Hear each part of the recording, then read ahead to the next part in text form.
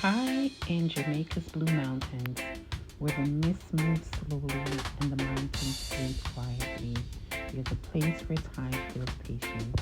This is Mavis Bank, a town rooted in rhythm, resilient in the rich aroma of tradition. The journey starts in the fields. Coffee cherries are picked by hand, one by one.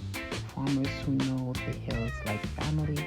The soil is volcanic, the altitude high, and the climate just right.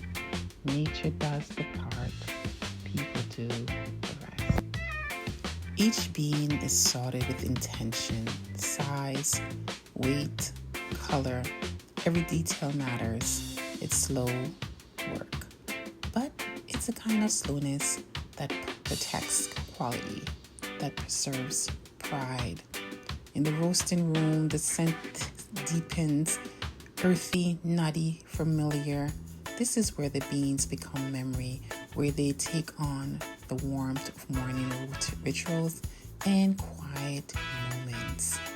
From the hills, the beans travel far to Tokyo, London, New York, but their story begins here in Mavis Bank, in the hands of those who have shaped this legacy for generations.